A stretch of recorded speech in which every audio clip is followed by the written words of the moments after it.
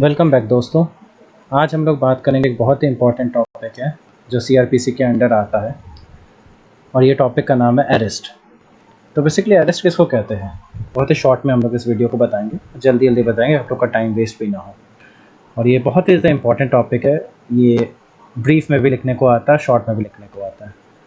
जैसे कि हम लोग ने सुना है कि अरेस्ट, जैसे कि अरेस्ट कहते हैं, arrest is an act of taking a person into custody if he or she may be suspected of a crime or an offense। Basically arrest उसको कहा जाता है जैसे किसी पर्सन को हम लोग अगर कस्टडी में ले लेते हैं, अगर उसके ऊपर सस्पेक्ट होता है या क्लियर भी होता है कि ही और शी ने क्राइम किया है या कोई उसने समथिंग रॉन्ग किया है जो कि by the terms of law गलत है, तो उसको अरेस्ट किया जाता है, उसकी लिबर्टी और फ्रीडम को छीना जाता है।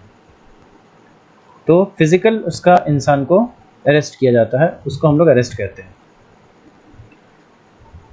In an action of arrest the person is physically detain by the concern authority.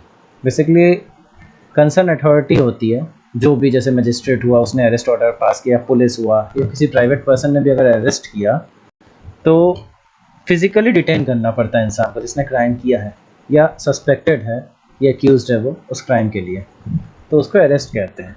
और हम लोग इसमें बात करेंगे टाइप्स ऑफ अरेस्ट के बारे में। तो फर्स्ट पॉइंट है arrest by police without warrant, arrest by non cognizable offences, arrest by private person, arrest by magistrate, protection of members of arm forces from arrest. तो जैसा कि पहला पॉइंट है arrest by police without warrant. Without warrant arrest कैसे होता है, जैसे for example murder हुआ, अब सबने देखा कि सामने सामने मर्डर हुआ, तो पुलिस बिना वारंट के उस जो एक्यूज्ड है उसको अरेस्ट कर सकती है बिना वारंट के। ऐसा ही थर्ड पॉइंट है अरेस्ट बाय प्राइवेट पर्सन। किसी भी प्राइवेट पर्सन को अगर अथॉरिटी दिया जाता है, जैसे आप समझ लीजिए सिक्योरिटी गार्ड्स जो होते हैं, सिक्योरिटी गार्ड्स जो होते हैं, अगर उन्होंने कोई रॉन्ग थिंग देखा या ऐसा कुछ देखा कि उनके जो बिल्डिंग में कुछ गलत हुआ, तो उनको एक तरह से अरेस्ट का पावर होता है कि अरेस्ट करके जब तक पुलिस नहीं आती है आप उनको बैठा के रखो या डिटेन करके या कस्टडी में रखो अपने पास। अरेस्ट बाय मजिस्ट्रेट्स, अब जैसे मजिस्ट्रेट के पास किसी ने डायरेक्ट लेटर दिया कि मुझे ये प्रॉब्लम हुई है या मुझसे मेरे साथ ये गलत हुआ है, तो मजिस्ट्रेट अपने से खुद से ऑर्डर्स दे सकता है अरेस्ट के लिए। तो इसमें क्या होता है, मजिस्ट्रेट ऑर्डर पास करेगा, तो बाकी पुलिस का ये काम है अरेस्ट करना। Protection of members of arm forces from arrest, तो ये जो पॉइंट है ये बहुत इंपॉर्टेंट पॉइंट है, ये हर बार एग्ज़ाम में आता है। जो आर्म फोर्सेस होते हैं, जो बेसिकली आर्मी, नेवी और एयरफोर्स के होते हैं, उनको प्रोटेक्शन होती है कि उनको आप डिटेन नहीं कर सकते हो, सिवाय रेप और मर्डर के चार्जेस को छोड़ के आप अरेस्ट नहीं कर सकते उनको, उनका अलग से ट्रायल होता है अपने कोर्ट में।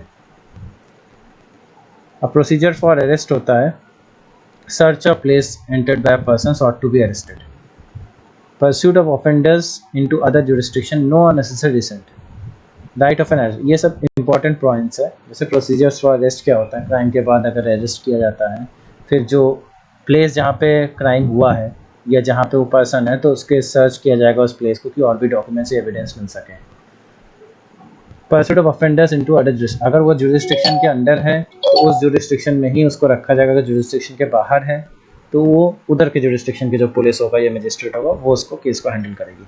नो अननेसेसरी रिस्ट्रेंट, ये बहुत इंपॉर्टेंट पॉइंट है कि अननेसेसरी रिस्ट्रेंट नहीं होना चाहिए। जितना ज़रूरी है एक पर्सन को डिटेन करने का उतना ही उस पर जोर लगाना चाहिए। बेफिजूल का इस तरह से जोर ना लगाया जाए कि उसकी डेथ हो जाए या उसको कोई सीरियस इंजरी हो जाए। अननेसेसरी रिस्ट्रेंट्स नहीं होना चाहिए। फिर ये पॉइंट है right of an arrest person, arrested person, ये भी एक इम्पॉर्टेंट टॉपिक है। जैसे राइट टू साइलेंस, अब एक अरेस्टेड पर्सन अगर चाहता है कि मैं कुछ नहीं बोलना चाहता हूँ, मेरा वकील बोलेगा, तो ये भी एक है ऑप्शन उसके पास कि वो नहीं बोल सकता है। फिर ह्यूमैनिटेरियन ग्राउंड पे पुलिस को इमैच्योर बिहेव नहीं करना चाहिए कि एकदम मार पीट के एकदम सोच लीजिए कि सर ही खोल दिया उसका, इस तरह से नहीं बिहेव होना चाहिए। फिर एक और राइट होता है अरेस्टेड पर्सन का कि राइट टू बी, उसके पास लॉयर होना चाहिए, right to be find a lawyer, तो उसको लॉयर एक करना चाहिए, पब्लिक प्रोसिक्यूटर उसको देना चाहिए अगर उसका खुद का लॉयर नहीं है जो उसका केस को हैंडल कर सकते हैं, क्योंकि हर एक्यूज्ड गिल्टी नहीं होता जब तक कोर्ट उसको प्रूफ नहीं करती है। अब हम लोग दूसरे टॉपिक पे आते हैं अरेस्ट। अब अरेस्ट को चैप्टर 5 में सीआरपीसी में कहा गया, सेक्शन 41 to 16 में इसके पॉइंट्स होते हैं, सेक्शंस होते हैं। Arrest is a first step in criminal proceeding against a suspected person. जैसे कि मैंने पहले ही बताया था, अरेस्ट जो होता है सबसे पहला स्टेप होता है क्रिमिनल प्रोसीडिंग्स में against a suspected person. Is the taking of the person into custody order he may bound to answer of commission of the offence. इसमें एक पर्सन को कस्टडी में लिया जाता है जिसने क्राइम किया है एक्यूज्ड की तरफ से।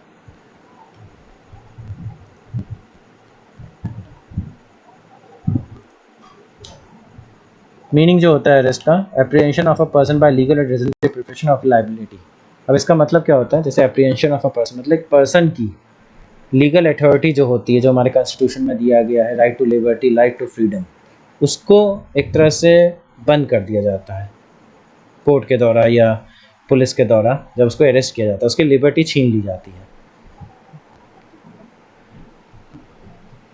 और ये भी एक इम्पॉर्टेंट पॉइंट है, रेस्ट्रेंट, जैसे मैंने पहले कहा था, रेस्ट्रेंट इतना ही होना चाहिए कि उसकी कस्टडी तक उसको सबमिशन किया जाए, क्योंकि कस्टडी तक उसको जेल तक पहुंचाया जाए, और इतना भी नहीं उसकी रेस्ट्रेंट किया जाए कि उसकी डेथ हो जाए या उसको सीरियस इंजरी हो जाए। ये भी अलग अलग पॉइंट है कि जो पर्सन सस्पेक्टेड है बाय पुलिस ऑफेंस कमेंस किया, जिसने ऑफेंस किया है, the basis of arrest being merely on suspicion his arrest was illegal. Basic एक सस्पेंशन नहीं होना चाहिए कि सस्पेक्ट है आप तब उसको अरेस्ट कर ले रहे हो, ये भी एक बड़ा पॉइंट है। उसको आपको पूरी तरह से आपको क्लियर करना पड़ेगा, उसके अगेंस्ट एविडेंस होना चाहिए, तभी आप उसको अरेस्ट कर सकते हो।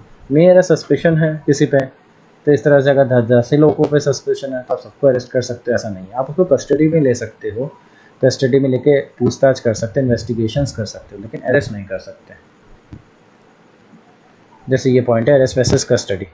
Custody and arrest don't have same meaning. Taking a person into judicial custody is followed by the arrest. Judicial custody का मतलब होता है अरेस्ट के बाद वो मजिस्ट्रेट या कोर्ट द्वारा ऑर्डर किया जाता है कि इसको जुडिशियल कस्टडी में भेजा जाता है। In every arrest there is a custody but not vice versa. अब ये बहुत इंपॉर्टेंट पॉइंट है, इसको नोट डाउन कर सकते हैं। कोई भी अरेस्ट हो वो कस्टडी के अंडर आता है, लेकिन कस्टडी अरेस्ट के अंडर नहीं आता। मैं पॉइंट को कैसे बताता हूँ, जैसे मैंने पहले बताया कि किसी पर्सन ने क्राइम किया, अब क्राइम करने के बाद उसको अरेस्ट किया गया, अरेस्ट करके पुलिस ने अपने कस्टडी में रखा और नेक्स्ट दिन 24 घंटे के अंदर मजिस्ट्रेट के अंदर पेश किया। अब जो अरेस्ट के बाद पुलिस ने कस्टडी में रखा उसको अरेस्ट कहा जाता है, ठीक है। अब जैसे किसी का मर्डर हुआ लेकिन किसी को पकड़ा नहीं गया, अब वहाँ पे सस्पिशन है कि हाँ किसने किया नहीं किया, तो पुलिस ने क्या किया, 10 लोगों को बुला लिया, तो पुलिस ने उनको अरेस्ट नहीं किया, उनसे खाली इन्वेस्टिगेशन किया जाएगा, पूछताछ किया जाएगा कस्टडी में लेके, तो वो अरेस्ट नहीं कहलाएगा। दोनों में बहुत सिंपल सा डिफरेंस है, और लेकिन थिन लाइन डिफरेंस का।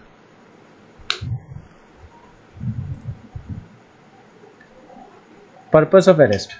अब अरेस्ट का पर्पस क्या होता है, अरेस्ट का पर्पस ये होता है कि जिसको अरेस्ट किया गया उसको कोर्ट के सामने और एडमिनिस्ट्रेशन ऑफ लॉ के सामने लाया जाए कि उसके क्या क्या उसके ऊपर चार्जेस लगे हैं, जो कि चार्जशीट में डाला जाएगा, और वो मजिस्ट्रेट के ऊपर डिपेंड करता है कि वो बेलेबल है कि नॉन बेलेबल है।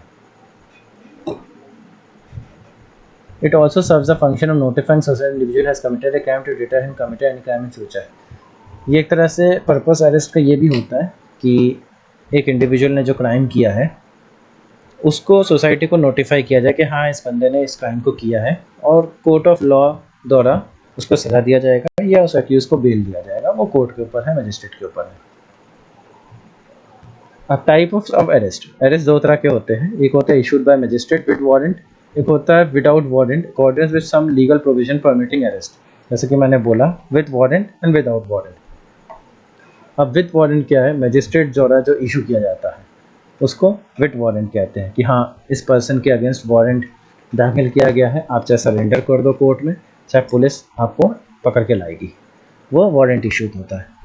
और विदाउट वारंट जो होता है वो होता है जैसे पुलिस के सामने ही कोई क्राइम हुआ या प्राइमा फेसी है क्राइम का सामने ही कि हाँ इसी ने क्राइम किया है, तो पुलिस उसको खुद कस्टडी में ले सकती है, अरेस्ट कर सकती है बिना वारंट के, और फिर उसको 24 घंटे के अंदर मजिस्ट्रेट के अंदर पेश करना पड़ेगा।